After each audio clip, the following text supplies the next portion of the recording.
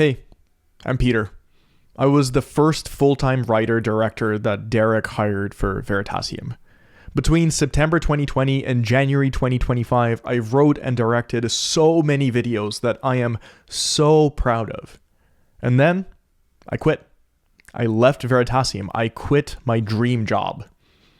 During my time at Veritasium, I flew in a helicopter while Adam Savage, one of my childhood heroes, flung pennies at my boss. I got completely soaked in the world's largest rainfall simulator in Japan. I stayed awake for 28 hours straight, shoveling charcoal and iron sand, smelting iron, which ended up inside of a katana. This is step 1 of making a Japanese sword. I got to use a real katana.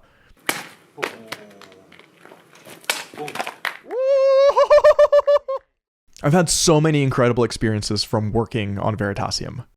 This is kind of the best day ever. It was so much work. It was so stressful. It was so much fun. Most importantly, I got to make what I think is some pretty great art with some incredible people who I am so lucky to call my friends. I learned how to be a science communicator from one of the greatest of all time. Thank you, Derek. I got to share some incredible stories with tens of millions of people, with all of you. I couldn't be more grateful.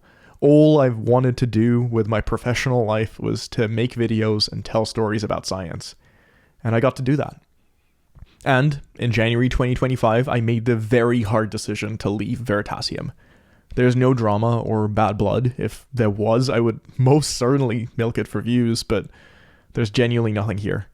I'm friends with Derek. I was in Portugal for his wedding last year. It was gorgeous. I'm also friends with Emily, who just started her own channel, and it's really, really good. And with Casper and Gregor and Henry and Sully and Peter and Fabio and Jakob, and so many other wonderful humans who still work at Veritasium.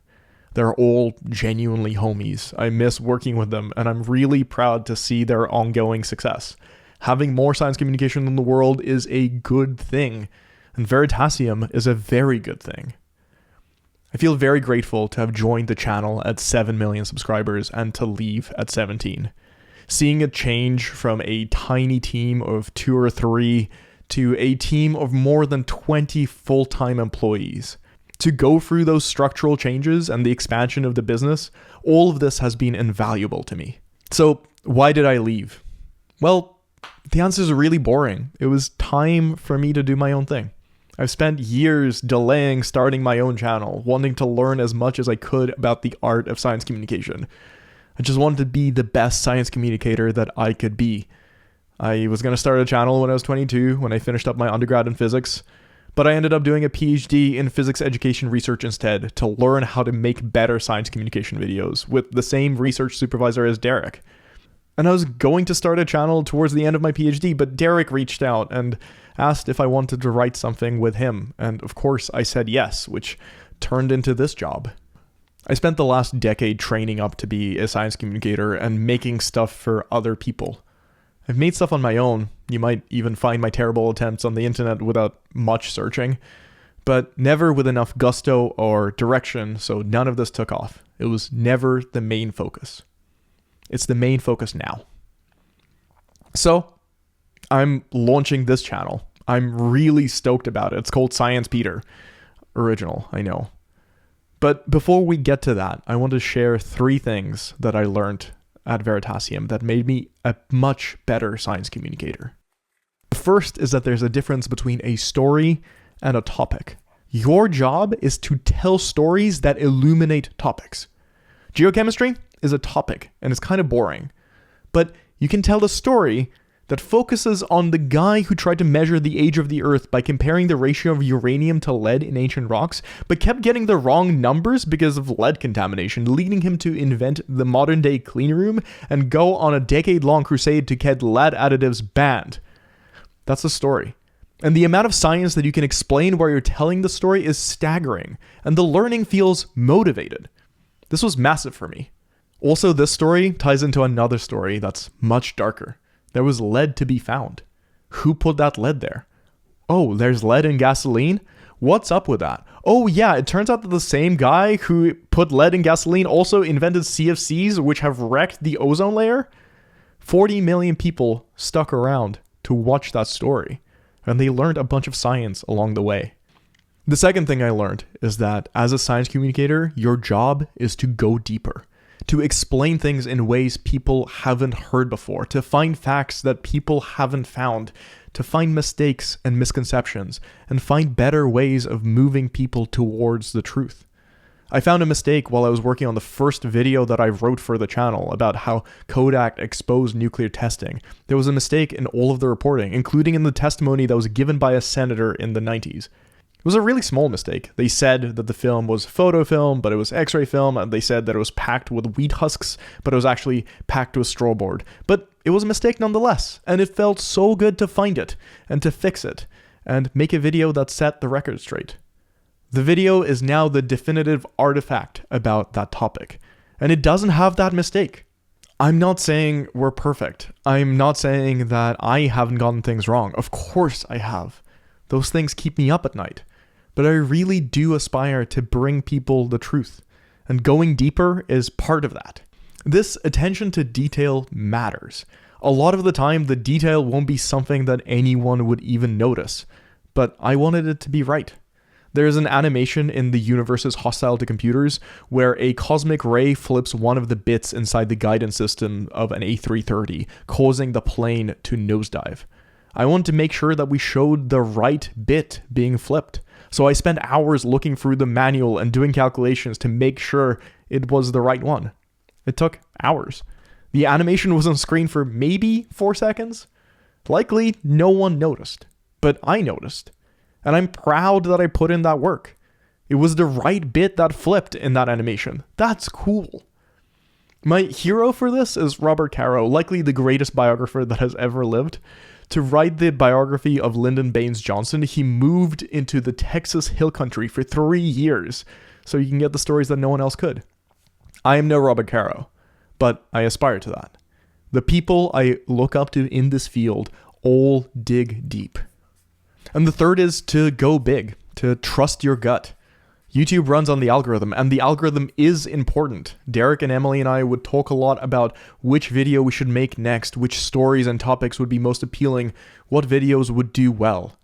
We definitely wanted our stories to be intellectually satisfying and relatable and surprising, ideally ones where we can have a strong title and thumbnail to make sure the video did well. And that's all fine and good, but I could never really predict which videos would do well. I just knew that the videos I really, really wanted to make, the videos I really cared about, the videos that would make me feel like I would die if I didn't make them, they did well. And even if they didn't, I was proud of the thing that I made in and of itself. There are some videos I need to make because they are important, not because they're going to be viewed by millions, though I hope they do.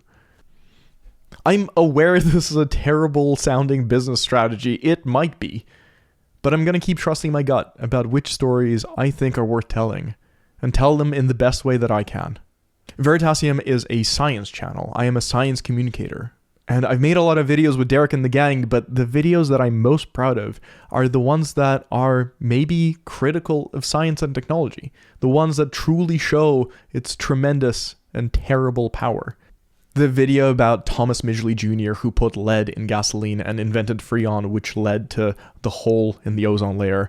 Or about Fritz Haber, who found a way to separate nitrogen gas in the air to make ammonia, which is an amazing synthetic fertilizer. But during World War I, he used the same factories that were making fertilizer to make gunpowder and bombs for the German war effort. Unsatisfied with that, he also created chemical weapons and oversaw a chlorine gas attack on the fields of Ypres in 1915. I also love the video I made about Oppenheimer. The physics is so interesting and so beautiful and complex, and the outcome is so horrifying.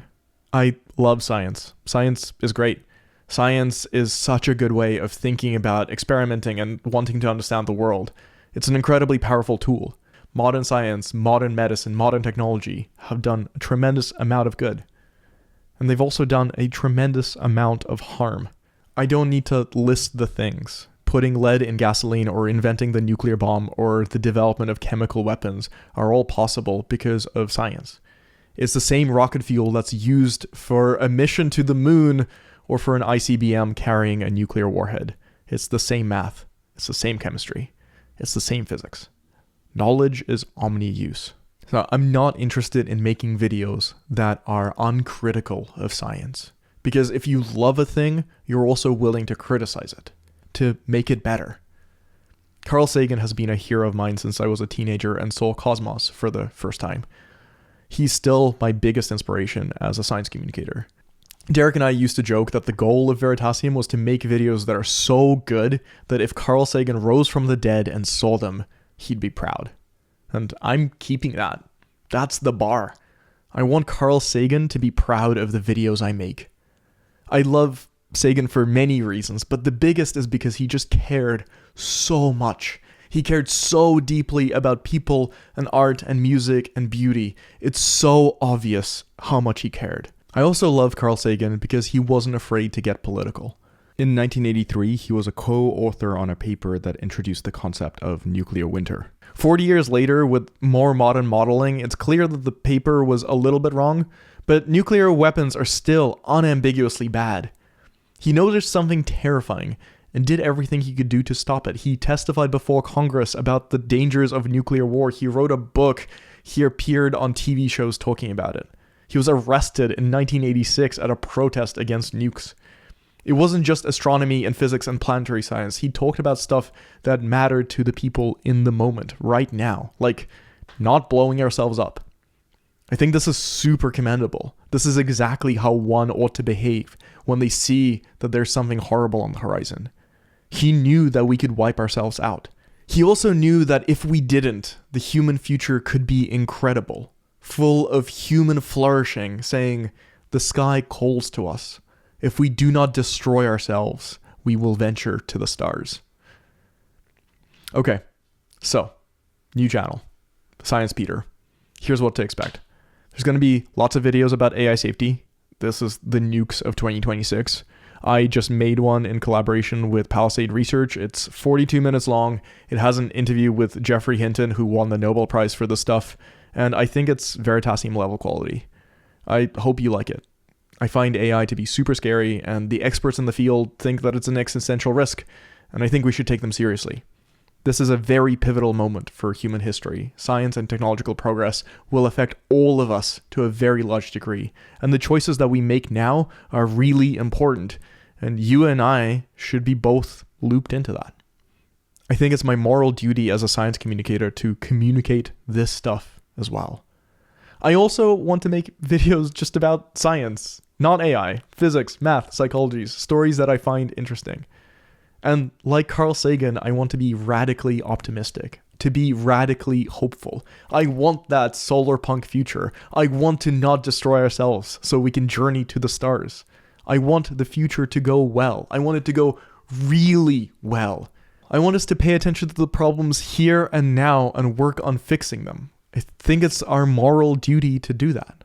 I want a fair, just, abundant, equitable world. And I think it's possible. So, hey, I need your help. If you want to see more videos from this channel, please subscribe and share the videos that I make. And making really high quality videos takes a lot of time and effort. And I work with some amazing animators and illustrators and editors, and I want to keep doing that. So, if you're not a student and you have a well-paying job, there's a link to my Patreon. I would really, really appreciate your support.